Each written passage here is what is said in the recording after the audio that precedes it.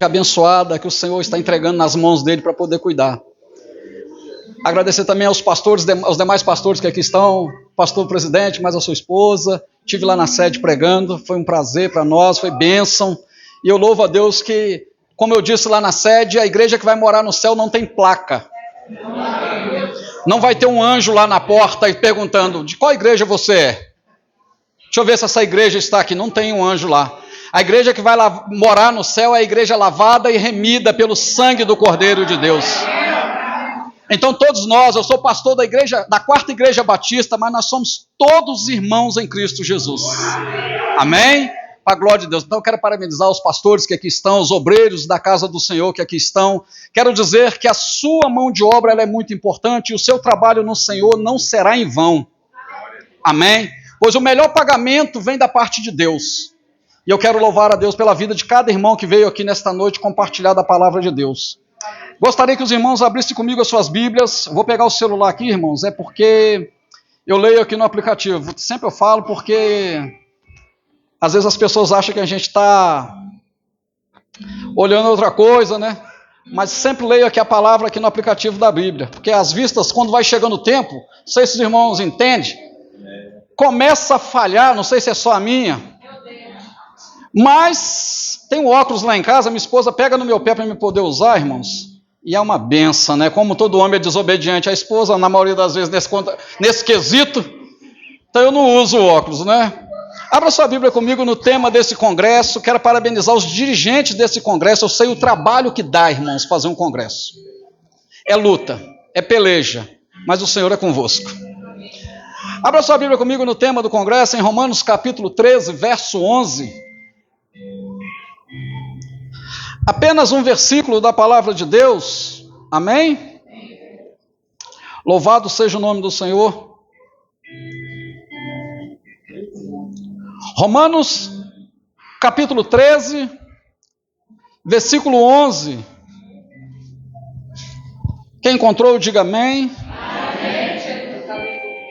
Quem não encontrou, diga escola bíblica dominical. Amém? O crente tem que ter intimidade com a Bíblia, irmãos.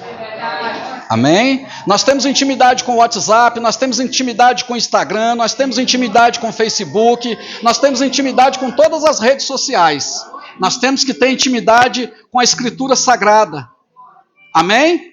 Amém. Louvado seja Deus. Romanos capítulo 13, versículo 11, diz assim a palavra do Senhor. E isto digo, conhecendo o tempo, que é já hora de despertarmos do sono, porque a nossa salvação está agora mais perto de nós do que quando aceitamos a fé.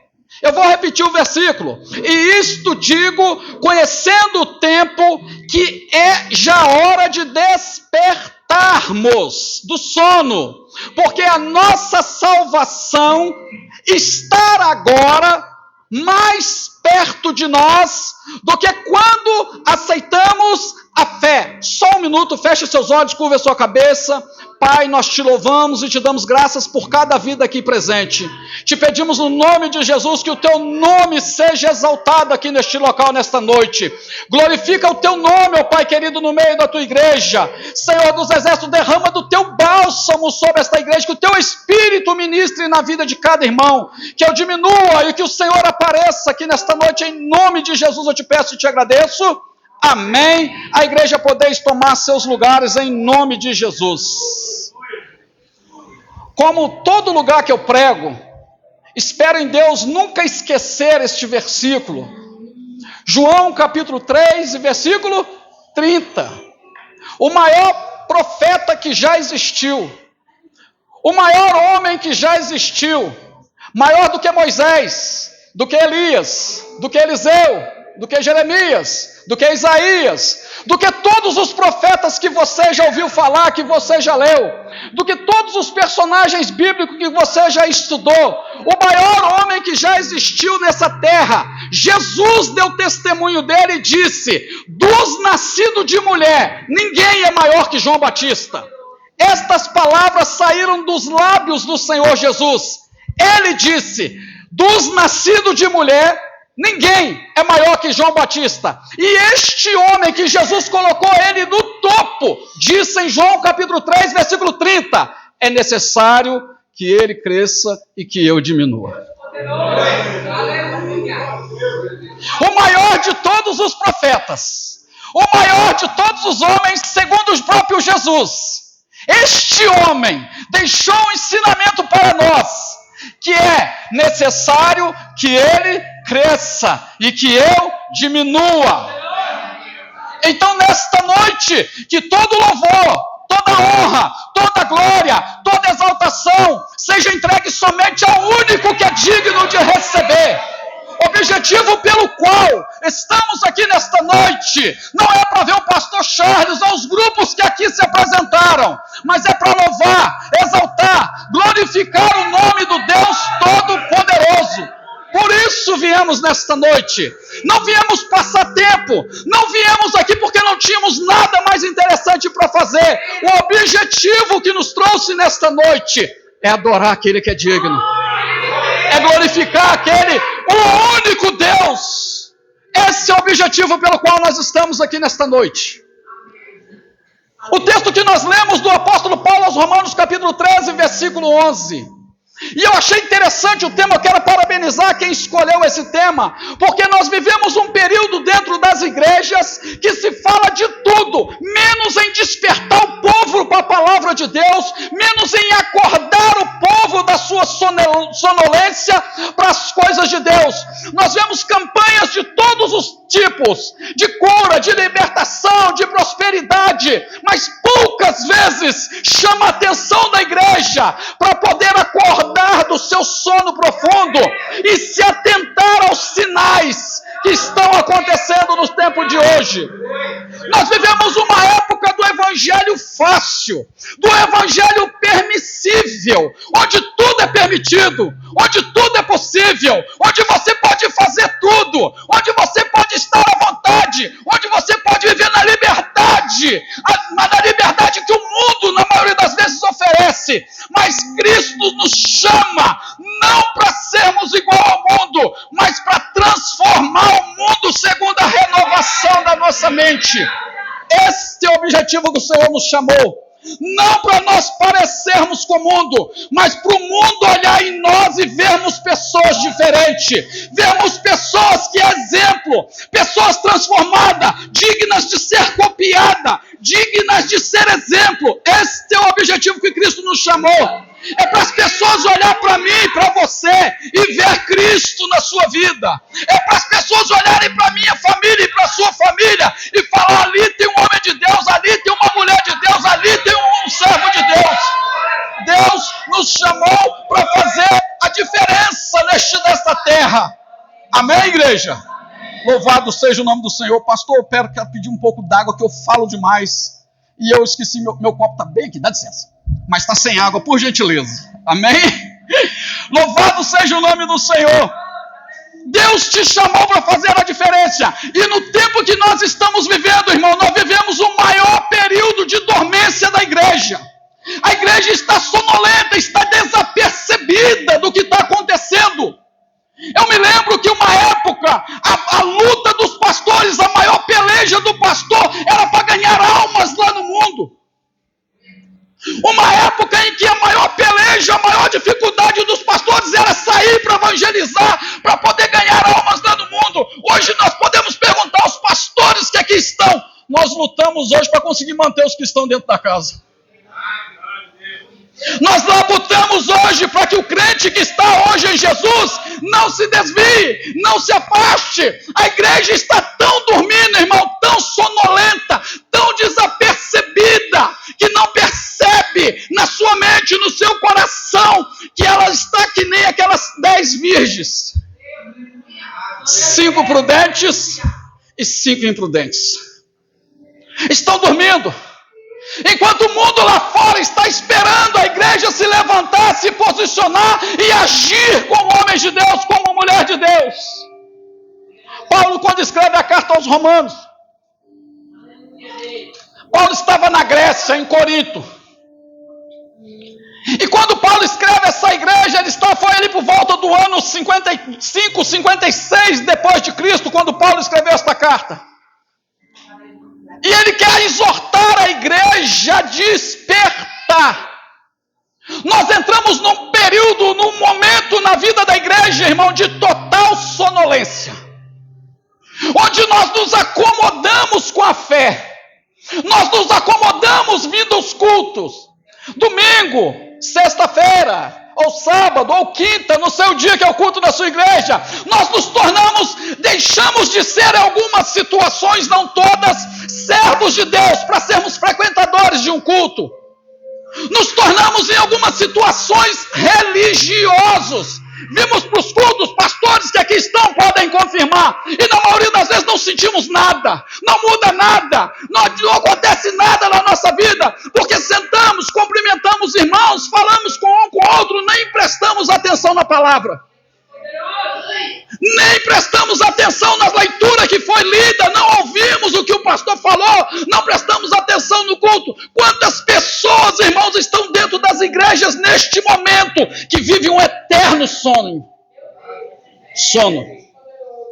estão dormindo, estão dentro da igreja fisicamente, mas o corpo, a mente, o coração dela está lá fora.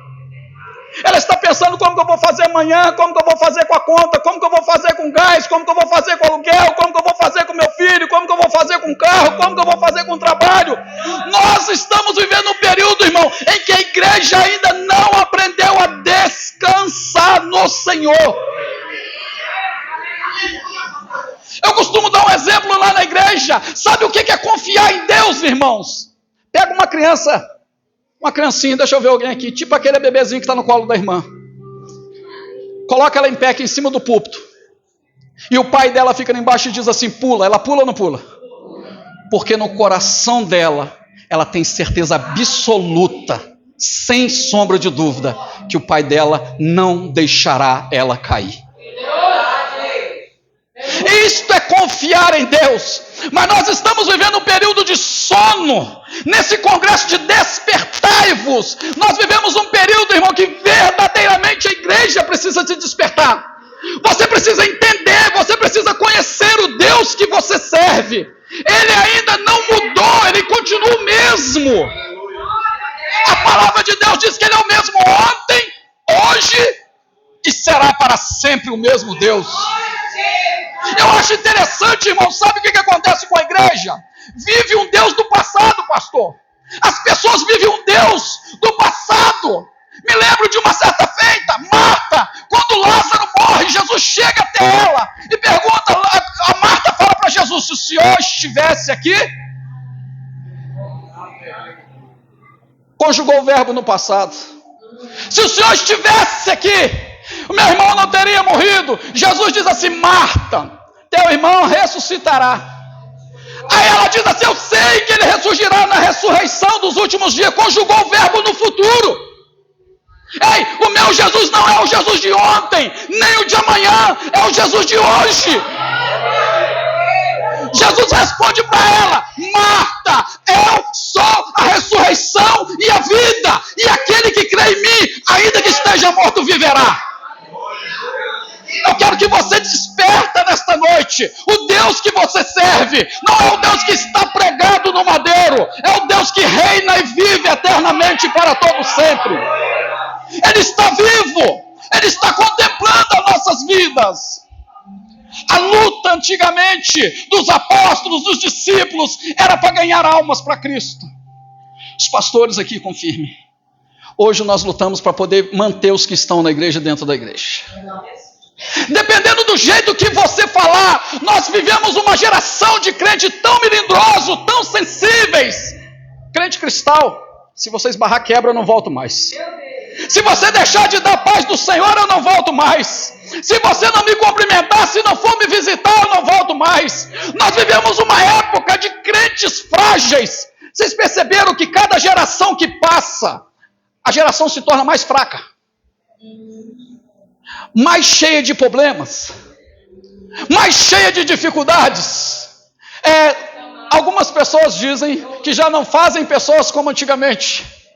Pessoas duras, pessoas dispostas a lutar, pessoas que não desanimam, pessoas que olham para frente e vê além do problema, vê além da tribulação, vê além da luta. Nós vivemos um período hoje, irmãos, infelizmente no meio da igreja, no nosso meio, que nós perdemos a nossa identidade. Nós não sabemos mais, nós não cremos mais como antigamente no Deus que nós críamos.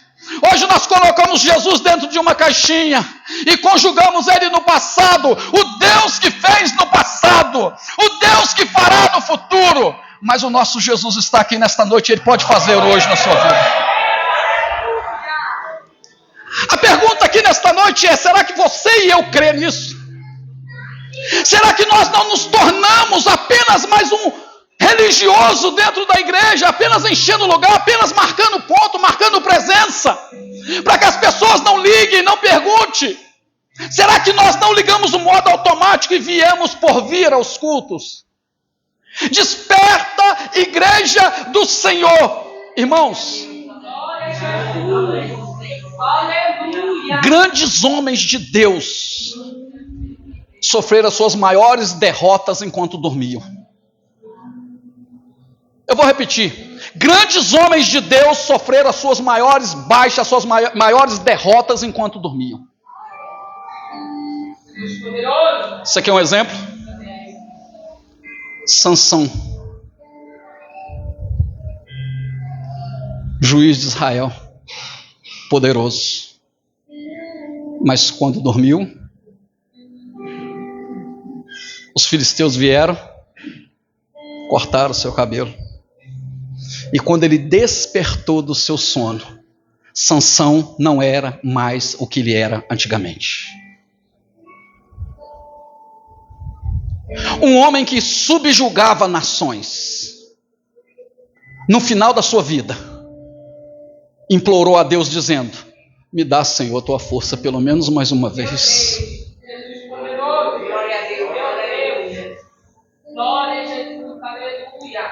Me dá, Senhor, tua força pelo menos mais uma vez. No momento de sono, enquanto o rei Saul dormia, Davi chegou e cortou a ponta da orla do seu vestido, do seu manto. Cortar a ponta da orla significa perder a autoridade. Enquanto ele dormia. Enquanto Saul dormia, Davi pegou a lança dele e fincou na sua veste. Enquanto Davi dormia, ele perdeu a sua capa. Grandes batalhas foram perdidas enquanto homens de Deus, conhecidos, usados por Deus, dormiam. Eu me lembro de uma certa feita, Mateus capítulo 26, versículo 41. Todas as vezes, irmãos, que a igreja do Senhor Jesus dorme, Satanás encontra uma brecha para poder atuar. Todas as vezes que a nossa fé vacila, que nós nos acomodamos, que nós entramos num momento, num período de sonolência, de dormência, Satanás arrumou uma brecha para poder entrar, que é aquele momento que não estamos vigiando, não estamos, irmãos, atentos às coisas de Deus, e tem muitas pessoas que precisam, hoje, dentro das igrejas, ser despertadas por Deus. Mateus capítulo 26, versículo 41, Jesus está reunido com seus discípulos, e ele sobe ao monte para poder orar, e diz para aqueles discípulos que estão ali: ficai aqui e vigiai, orai, ficai atento.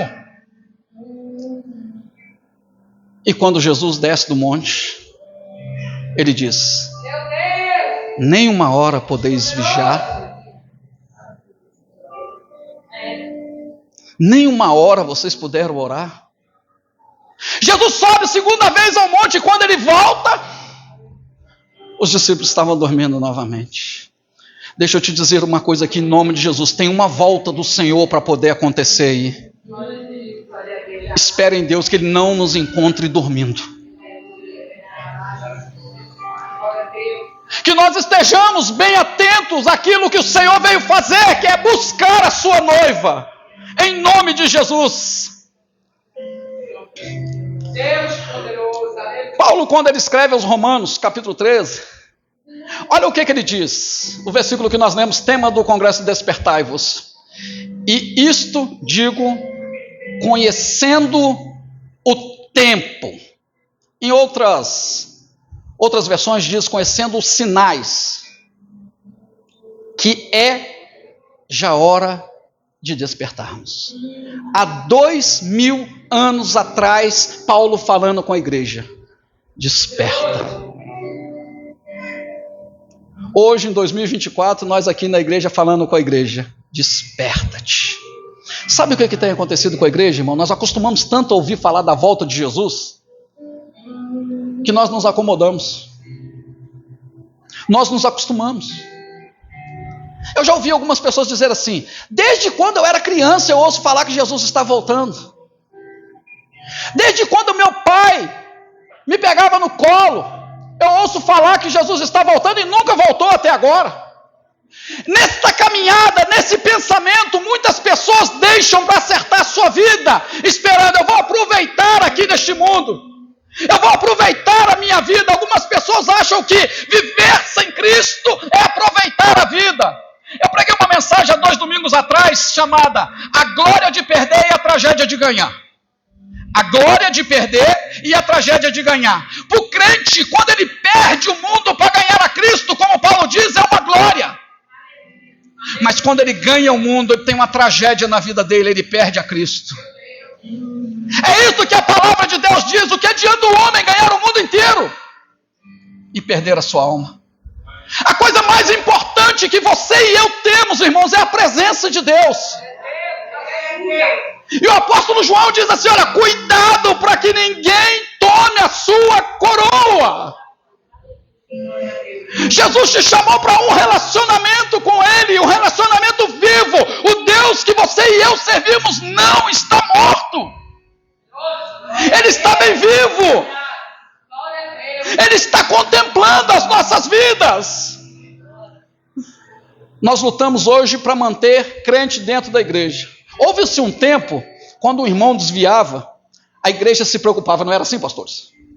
A igreja: vamos orar pelo irmão que está afastado, vamos orar, vamos visitar, vamos buscar aquele irmão que está afastado. Hoje a igreja, irmãos, em alguns lugares não está nem aí mais.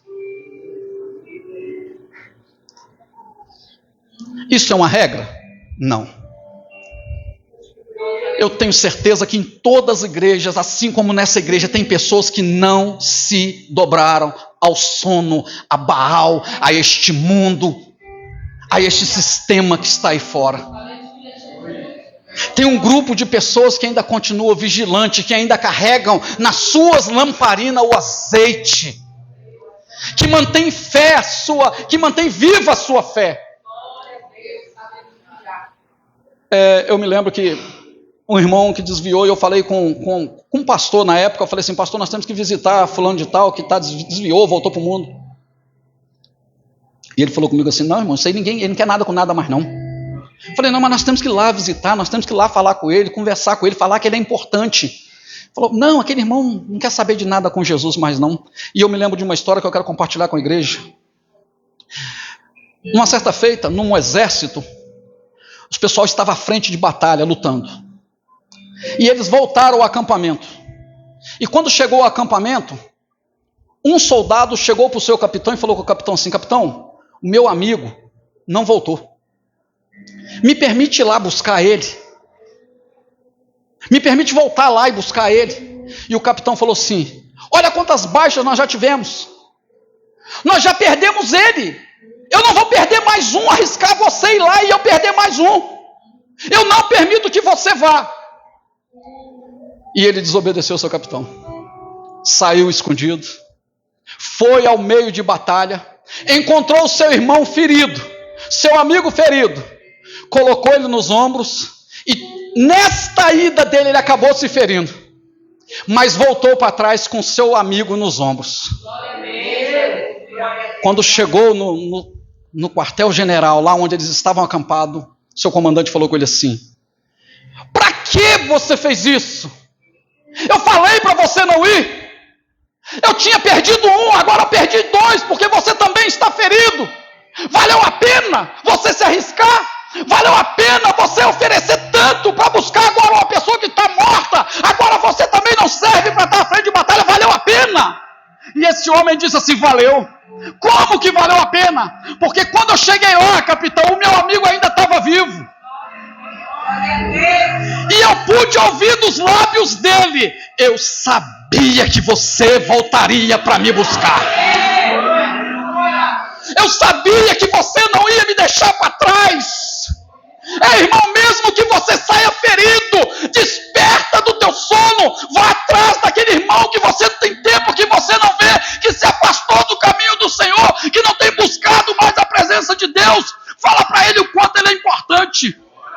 Ainda que você volte do campo de batalha ferido, mas que ele possa um dia falar com você: eu sabia que você não ia me abandonar.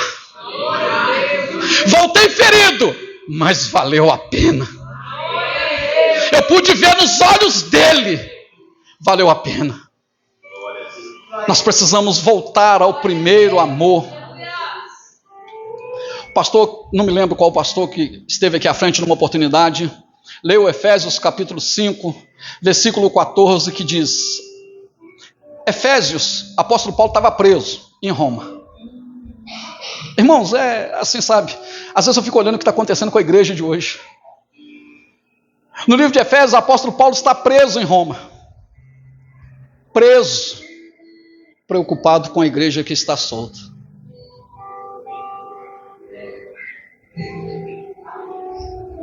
Efésios capítulo 5, verso 14, ele diz: pelo que diz, desperta, ó tu que dormes.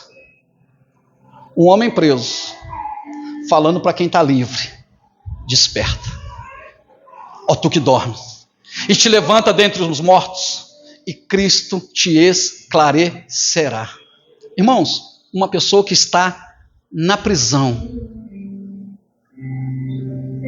dando orientação para uma igreja que está solta, dizendo: acorda do seu sono, a obra ainda não acabou, tem muita coisa para fazer. Louvado seja o nome do Senhor.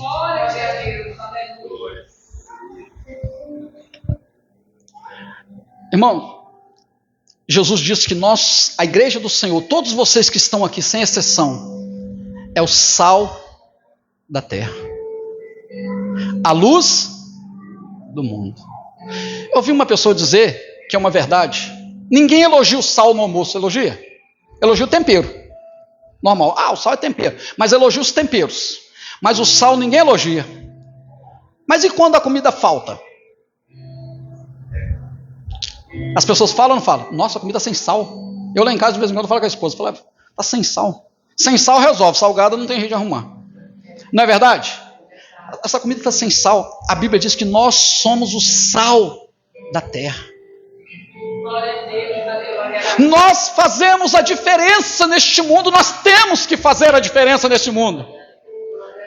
Jesus diz que nós somos a luz, irmãos, que alumia este mundo. Não se pega uma luz e se esconde somente dentro das igrejas. Eu vou parafrasear aqui, mas vai para o mundo para poder falar do amor de Deus, para poder mostrar quem é Cristo. Quando se acende uma lâmpada, não põe dentro de uma gaveta ou dentro de um armário, se coloca no alto para iluminar toda a casa. Nós temos que fazer a diferença neste mundo. Nós temos que despertarmos para o papel da verdadeira igreja de Cristo. A igreja, irmãos, que prefere perder o mundo, mas ganhar a Cristo. A igreja, irmão, que considera este mundo como perda para ganhar a Cristo. Nós vivemos um período hoje onde estamos preocupados com tudo, irmão, menos com a salvação. Eu tenho que trabalhar, eu tenho que fazer faculdade, eu tenho que estudar, eu tenho que passar no concurso, eu tenho que comprar o carro, eu tenho que comprar a casa, eu tenho que fazer isso, eu tenho que fazer aquilo. Eu tenho que me santificar, para quando Jesus voltar eu não ficar para trás, irmãos. Tudo isso que eu falei é importante, mas é importante se meter na brecha É importante estar com a sua lamparina cheia de azeite, para quando o noivo vier, irmão, te pegar vigiando. Glória a Jesus. Mateus capítulo 25, versículo 2, 3, 5 e 6, quando Jesus fala a parábola das 10 virgens. Olha que interessante essa parábola. Jesus diz assim que são 5 eram prudentes e 5 são loucas, não era isso? As loucas tomaram a sua lamparina e não levaram azeite consigo, mas as prudentes levaram azeite em suas vasilhas com as suas lâmpadas. Olha o que diz o versículo 5. E tardando o esposo, tosquenejaram todas. Não foi só as 5 que estavam com azeite, não. Todas dormiram. Mas mesmo as prudentes que dormiram, quando o noivo chegou, elas tinham azeite na lamparina. Quando o noivo chegou, elas tinham azeite dentro da sua lamparina. O Espírito estava lá dentro. É importante para nós, irmãos, mantermos-nos firmes no Senhor Jesus. Mantermos-nos atentos às coisas que Deus tem falado ao nosso meio. Não se acostume, irmão, com Jesus. Tenha um momento de intimidade com Ele constantemente na sua vida. Eu comparo o relacionamento com Deus a um relacionamento com a esposa. Imagina comigo os pastores que aqui estão, os irmãos que aqui estão, que são casados. Imagina você viver um relacionamento. Você, mulher, imagina você viver um relacionamento dentro da sua casa com seu esposo, que o seu esposo não fala com você. Infelizmente, algumas mulheres vivem isso. E aí o esposo fala com ela quando precisa. Vou perguntar, as mulheres não precisam responder não, mas será que essa esposa é feliz? Me lembro de um irmão lá em Minas, que a esposa dele foi reclamar com a minha esposa e falou assim: o meu marido só fala comigo à noite, quando precisa. Imagina você vivendo um relacionamento com um noivo, que você como esposa não fala com ele. Você como esposa não elogia ele. Passa às vezes o dia inteiro sem falar com ele. Quanto tempo, irmão, nós perdemos na internet? Quanto tempo nós perdemos compartilhando coisas que não produzem fruto nenhum? Quanto tempo nós perdemos compartilhando memes, vídeos? Quanto tempo da nossa vida nós desperdiçamos, irmãos, ouvindo aquilo que não nos aproveita, não nos acrescenta nada? Quanto tempo da nossa vida nós passamos, irmãos, sem nos aproximar do noivo, sem falar: eu te amo, você é importante para mim, você faz a diferença, eu sei que eu posso contar com você. Esse homem é feliz. A minha esposa todo dia de manhã me acorda com um bom dia falando: te amo. Aí talvez você pode perguntar assim: mas é casamento novo, né? 27 anos de casado. E para a glória de Deus, a minha esposa está ali, nosso casamento parece que nós casamos semana passada.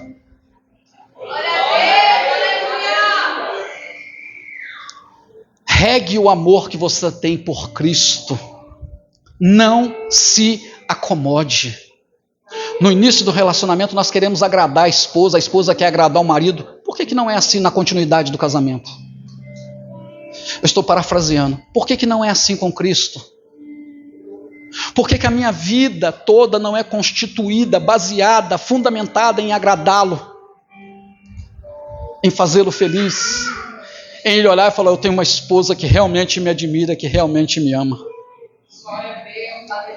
Lembre-se de uma coisa que o apóstolo Paulo diz: a nossa luta nessa terra, irmãos, tem muita gente lutando com o inimigo errado. Tem muita gente lutando com pessoas. O apóstolo Paulo, escrevendo ao Efésios capítulo 6, ele diz: a nossa luta não é contra carne e sangue, contra principados e potestades. Tem uma luta sendo travada no mundo espiritual. Satanás, o inimigo das nossas almas, não dorme. Ele passa 24 horas por dia, 366 dias por ano, incluindo o ano bissexto, pensando numa forma de te derrubar. E não pense você que você é o super-homem, não. Não pense você que você é o super-crente, não. Não pense você que você é o mais consagrado, é o que mais ora, é o que mais jejua, é o que mais busca, não. Porque ele tem tempo para poder te fisgar, se você não vigiar. Eu me lembro de uma vez, Jesus conversando com seus discípulos, estou finalizando. E Jesus vira para os seus discípulos e diz assim: esta noite, todos vós se escandalizarei por causa do meu nome. O que Jesus disse? Esta noite, todos vocês se escandalizarão por causa do meu nome. Só que Jesus tinha um discípulo, que é aquele discípulo que é mais santo do que todo mundo, mais ungido do que todo mundo, mais conhecedor do que todo mundo. Ele é o melhor da igreja. Sem ele a igreja não funciona. Sem ele a igreja não anda. Sem ele a igreja não chega onde chega. A igreja só está desse jeito porque tem ele. Você conhece alguém assim? Glória a Deus que não conhece. Se não tiver, eu vou mandar uns de uma igreja que eu estava para vocês. Esse discípulo virou para Jesus e disse assim: olha, todos eles vão se escandalizar. Eu não. Eu não. Todos eles. Eu sou mais santo. Eu vou mais nos cultos. Adianta ir o culto e não estar na presença? Adianta ir no culto e a mente está lá fora? A cabeça está lá fora? O pensamento está lá fora? Está no WhatsApp dentro da... Adianta, irmãos? Não adianta. Talvez é melhor você estar em casa e o seu espírito está aqui, do que você estar aqui e o seu espírito está lá fora. Pedro diz: todos eles aqui vão se escandalizar. Eu sou o mais santo. Eu sou o mais íntimo de Deus. Todos eles vão se escandalizar, mas eu não. É aquele pastor. É aquele pastor. Pastor, só pode contar comigo sempre. Eu estou aqui, eu não sou igual fulano, não. Só pode contar comigo. Quando a coisa aperta, é o primeiro a pular fora. Quando o barco começa a entrar um pouquinho de água, irmãos, aí fala: o quê? Pastor que arrumou isso, ele que afunde sozinho. Esta briga não é minha. A igreja é do pastor. Eu não ganho nada para fazer isso. Eu estou aqui só ajudando. Isso é problema dele.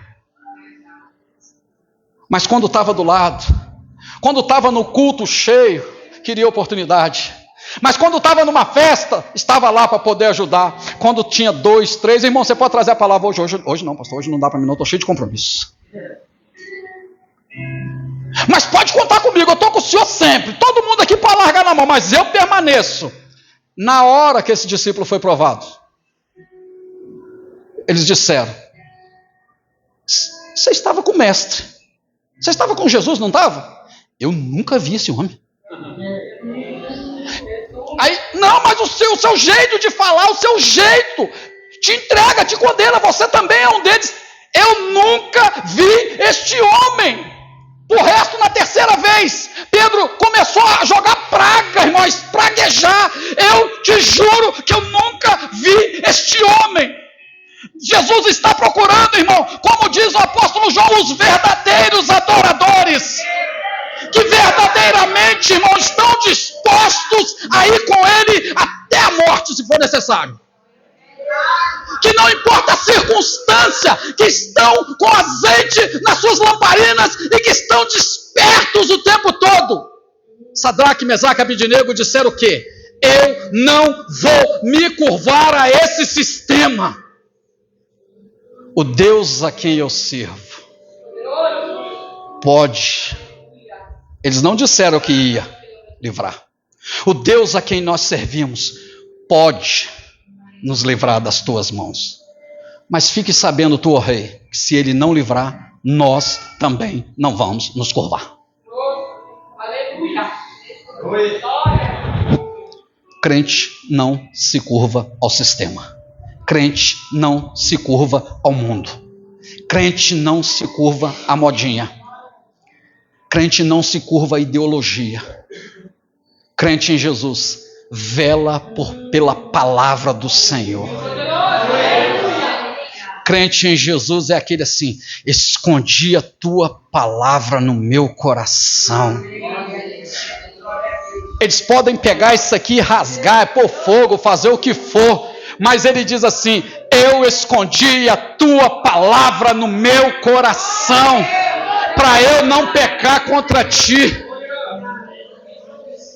Ande com a palavra dele no seu coração, e ele vai cuidar de ti. Amém? Pastor Cário, eu peço perdão, eu não perguntei o horário, se eu passei da hora, eu peço perdão. Quero agradecer em nome de Jesus, pastor presidente, pastor Cário, os irmãos, os pastores que aqui estão por essa rica oportunidade. Agradecer a igreja pela paciência, em nome de Jesus, e te peço em nome de Jesus, desperta-te. O noivo está às portas. Cuidado para ele não chegar e te pegar dormindo. E eu agradeço a minha oportunidade, no nome de Jesus. A glória a Deus.